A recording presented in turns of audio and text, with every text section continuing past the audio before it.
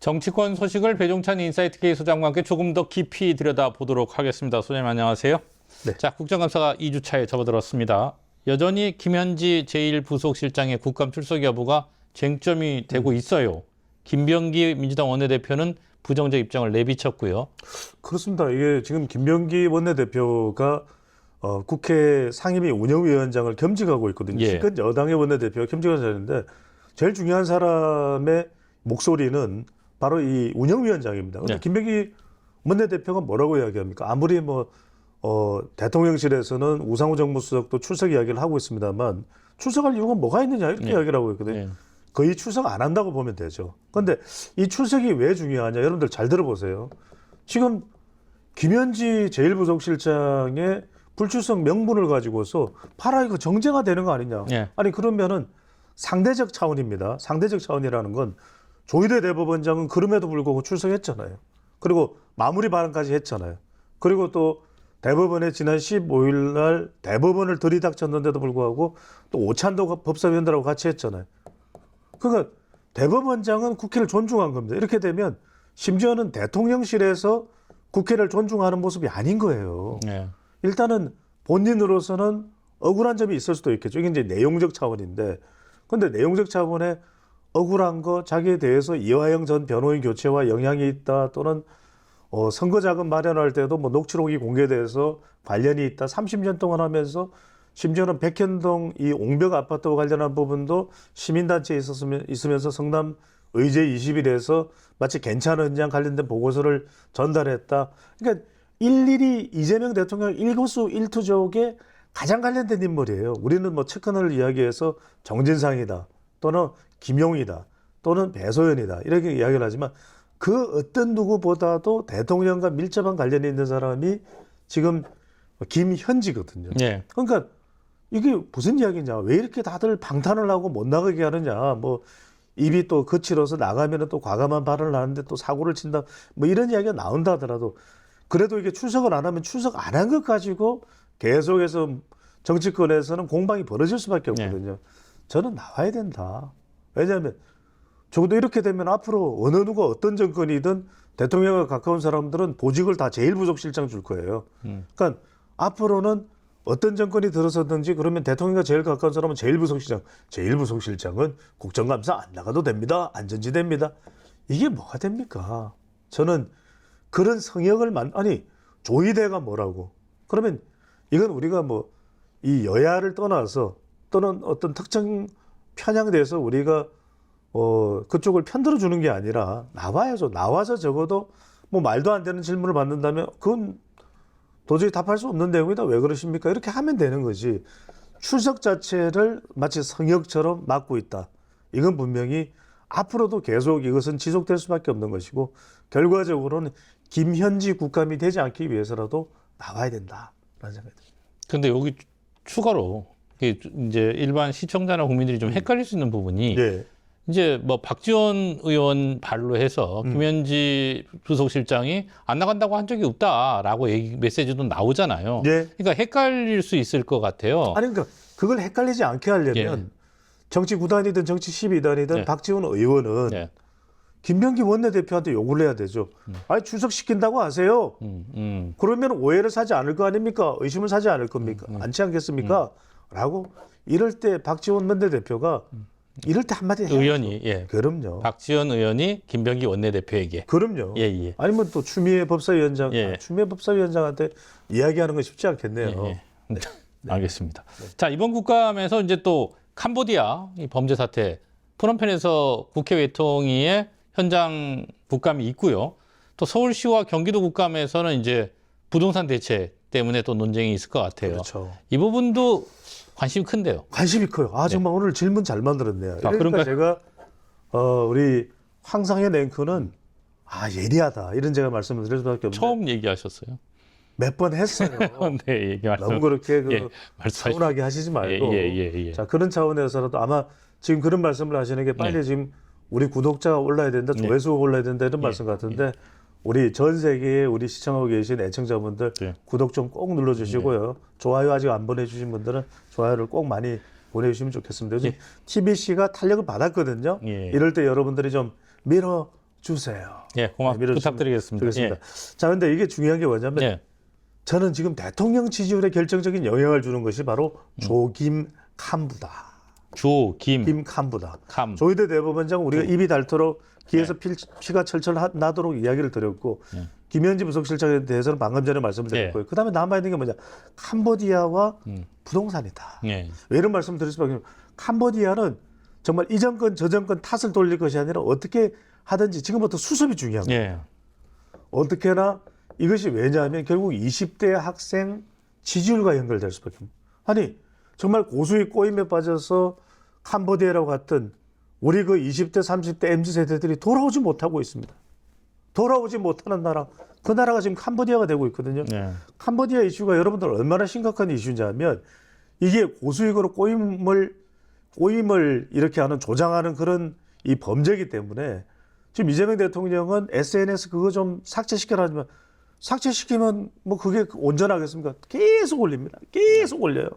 이거는 정말 특단의 대책을 해야 됩니다. 네. 그래서 중요한 것이 공항에 프놈펜 공항에 내려서 바로 이 감금이 돼서 끌려가서 구타가 되고 그러면 이 사람들은 뭐냐면 그때까지는 피해자예요. 그렇죠. 그런데 전문 용어로 장집이라는 걸 통해서 그 범죄 단지 웬치, 복고산, 저 북부 쪽에 시아누쿠빌, 미얀마 국경선까지 갑니다. 그래서 이 범죄 단지 안에는 화려해요. 막 빌딩을 만들어 거기다 그냥 사람들 때려 집어넣고 우리 국민도 있고 중국 국민도 있고 필리핀 국민도 있고 막 그냥 섞어서 범죄를 시켜요. 사람들을 온라인 도박을 시킨다든지 보이스피싱을 하든지 로맨스 스캠을 통해서 넉나가게 만든 다음에 돈을 붙이게 만들고 아니면 또 계속 때려요. 그러니까 지금 누구 한 사람이 어디에 갔는데 12명 중에서 3분의 2가 다리를 절고 있다라는 거예요. 네. 이건 정말 최대의 범죄 집단입니다. 여기에 대해서 우리 정부의 수습 방안은 뭐냐? 64명 피해자인 사람들 데려오는 게 아니라 지금 우리 국민들이 민감하게 보고 있거든요. 지금 이건 뭐냐? 그 국정원 정보로 1000여 명이 있다라고 하는 그 사람들을 뿌리를 뽑아야 돼요. 이건 여기는 뭐냐면 프린스라고 하는 중국 푸젠성 출신의 천즈 이 회장이 각종 도박을 통해서 하고 왕코코이라고 미얀마에서 사마패가 들어가 있단 말이에요. 네. 그러니까 이 사람들은 정말 흉측해요.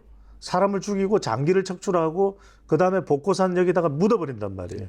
그다음에 지금 후이원이라고 하는 단체는 북한의 암호화폐 탈취한 금액을 돈 세탁해 주는데요. 그러니까 지금 뭐냐? 제가 무슨 전 캄보디아 대사도 아닌데 다 알고 있네요. 이런 것들을 여러분 이 정부에서 완전하게 눈 가리고 아웅 그다음에 번개불에 콩 구워 먹듯이 하시면 안 됩니다. 완전 철저하게 전 캄보디아 대사를 여야 할 것 없이 다 결집을 해서 이 수습 방안을 ODA를 못 준다고까지 왜냐하면 이 군대를 투입할 수는 없어요 우리가. 하지만 일본처럼 일본과 인도는 경찰이 한 80여 명이 투입이 됐단 말이에요. 이거는 캄보디아의 훈 마넷 30년간 독재했던 훈센의 아들이에요. 저는 확답을 받아야 됩니다. 우리 경찰 3개 중대 병력인 100명을 투입을 해서 상주시키겠다. 이걸 해야 됩니다. 그래서 언제든지 중무기를 장착한 다음에 웬치로 그냥 쳐들어갈 수도 있다. 마동석을 보내겠다. 람보나 코만도를 보내겠다. 이거 안 하면 안 됩니다. 네. 네. 부동산 얘기는요? 자, 부동산 이야기 좀 길었나요, 제가? 네, 약간요. 네네. 네, 말씀하시죠. 워낙 중요한 얘기니까. 표정이 안 좋으시죠? 아니요. 중요한 이야기 예, 때문에 아니 그리고 또 마음 아픈 분들도 많고. 10시간이 걸리더라도 해야 됩니다. 왜냐하면 그 지금 희생자 아직까지도 부검이 안 돼서 돌아오지 못하는 그 희생자가 어디 출신입니까? 예, 경북이죠. 경북 예천입니다. 경북 예천이에요. TBC입니다. 예, 부동산 이런 점에서 빨리 넘어가라고. 네, 알겠습니다. 자, 부동산인데 이 부동산은 사람이 우리나라 국민들이 묻지도 따지지도 말고 흥분하고 미쳐버리는 3대 이슈가 뭔지 압니까? 첫 번째가 부동산. 내가 아파트가 거기 있든 없든 미쳐버려. 올랐대?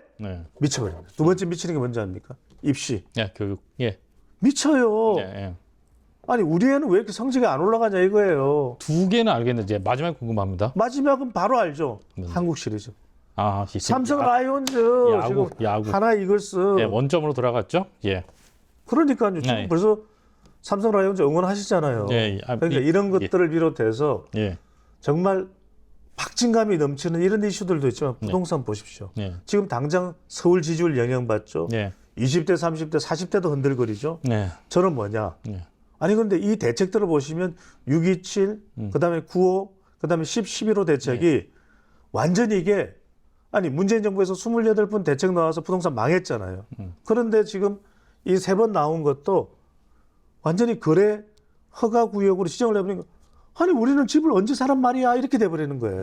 그래서 이것까지도 대통령의 지금 짧게 하고 있는 겁니다. 대통령의 지지율과 민주당 지지율에는 엄청난 지금 우리 게시판에서도 왜 이렇게 앵커가 패널에 중요한 얘기를 못 살게 굴어 듣고 싶은 이런 반응이 올라오지만 제가 꼭 참겠습니다. 알겠습니다. 저는 참습니다. 예. 인내는 쓰지만 끝은 달다. 이걸 제가 그래서 지금 부동산 이슈까지 제가 말씀드렸죠. 조김 칸부가 대통령 지지율을 지금 무너뜨리고 있다. 이런 분석을 해드립니다. 진짜로 뭐 지금 가볍게 뭐 짧게 지나갔지만 다 중요한 사안이라는 걸 잘 알고 있고요. 자, 민주당의 사법개혁안이 발표가 됐습니다. 대법관 수를 늘리고 대법관 추천위원회의 다양성을 확보하고 또 법관 평가 제도를 고치겠다는 건데 전체적으로는 어떻게 보세요? 아니 그래 사법부 개혁 필요합니다. 사법부 개혁은 성역이 아니잖아요. 그럼 법관은 성역인가요? 뭐 하고 싶은 대로 마음대로 할 수 있는 그건 아닙니다. 하지만 우리가 반드시 따져봐야 될 부분은 그 내용의 적합성, 그 내용의 공정성이 반드시 확보돼야 되는 것이 사법부 개혁이에요. 그러니까 이 형식 문제 제기를 보면은 이 문제 제기는 타당합니다. 그러니까 대법관도 지금 우리가 상고심이 얼마나 지금 상급심이 적체되어 있습니까? 조금이라도 늘리는 거 필요합니다. 독일이나 미국 같은 경우에는 전문 대법관 제도도 있거든요. 독일 같은 경우는 마약 3심 제도가 되어 있어서 그런 경우에는 굉장히 전문화되어 있습니다. 숫자도 많습니다. 그런데 마치 이게 뭐 일각에서 제기되는 것처럼 대통령이나 또는 집권 여당의 사법부 장악으로 비치면 안 되잖아요. 그러면 중요한 게 상급심만 중요한 게 아니라 지금 하급심이 적체돼요. 그렇잖아요. 지금 1심에서 적체돼 버리면 그거는 뭐 3심은 이야기할 것도 연쇄적으로 가는 거죠. 그렇습니다. 오늘 좀 분석을 아니요. 그냥 한마디 했습니다. 몰랐네요. 어제 뭐 잠 잘 주무셨어요? 잘 잤습니다. 그래서 일단 꿀잠 잤군요. 그런데 이제 이 1심 판사들도 2배로 늘려라. 지금 제가 이거 이야기하고 이건 오랫동안 제기돼 왔던 것이에요. 두 번째는 뭐냐면 대법관 추천위원회. 대법관 추천에 국회를 또 왜 집어넣어요? 저는 내란 전담 재판부랑 똑같은 이야기 아닙니까? 그러니까 이런 걸 최대한 객관적으로 할 수 있도록 그걸 해야 된다는 말씀드리는 것이고 법관을 평가하는 거 필요하죠. 외부 기관이 들어가야 되니 지금 법관을 평가하는 걸 보면 허점투성이에요. 그래서 법관도 제대로 평가하고 좋은 사람들은 더 승진하고 잘하는 정말 우리 명판관들은 대우를 받아야 된다. 이건 뭐 우리 시청자분들도 동의하실 거예요. 그러려면 정말 외부 기관들이 다자평가, 상호평가, 다면평가 우리 그런 거 참 중요하잖아요. 지금 항상의 랭크는 누가 평가해요? 뭐 여러 사람이 하겠죠. 아니 얼부분이시지 말고. 방금 말씀하신 그 세 가지 요소가 요즘 어두운 조직이나 다릅니다. 그러니까요. 그래서 이제 이게 중요한데 그런데 이 외부 법관 외부 평가에 국회에서 추천한 사람이 평가위원으로 들어간다. 이건 아니잖아요. 그러니까 이런 부분들에 대해서 경계를 하는 겁니다. 그다음에 이제 하급심 1심 판결문을 공개하자 이런 내용들도 들어가 있어요. 그러면 좋은 이야기죠. 하지만 여기에 아직까지 대법원의 3심이 내려지지 않는데 벌러덩 굴러덩 공개돼 버리세요. 그러면은 그게 자칫 재판에 영향을 줄 수도 있잖아요. 또 이 개인의 실명이 공개돼 버린다 그러면 그것도 상당히 곤란할 수가 있어요. 그런 점들은 보완을 하고 내용들을 공개할 수 있는 것은 공개 못할 이유가 없는 거 아닙니까? 공개해야죠. 그런 걸 이제 공개해야 된다라는 말씀을 드리는 겁니다. 어쨌든 논의가 계속 좀 진행이 더 될 것 같고요. 자, 이제 경주의 에이펙 얘기로 좀 넘어가 보겠습니다. 그렇죠. 이제 현 시점에서 가장 큰 관심을 모으는 대목은 한미 관세 협상이겠죠. 대통령 정책실장 뭐 구윤철 부총리 다 갔다 왔고요. 진전이 있다라고 얘기를 했는데 어떻게 전망하십니까? 가능성, 타결 가능성. 일단은 어떤 시점의 적절성을 말씀을 드릴게요. 이제 보세요. 뭔가 대통령을 이번에 이 트럼프 대통령과 시진핑 주석을 다 국빈으로 예우를 하겠다는 거 아니겠습니까? 그런데 생각해 보세요. 국빈이면은 아니 트럼프 대통령이 딱 들어오면서 한국당을 밟는데 빰빠라빰빰빰빰빰빰빰 빵빠레가 올려주는데 관세 협상은 안 돼 있다. 그러면 이 모양이 무슨 꼴이 되겠어요? 마치 잔치집인데 자취집에 신랑 신부는 등장을 안 한 거나 다름이 없는 거예요.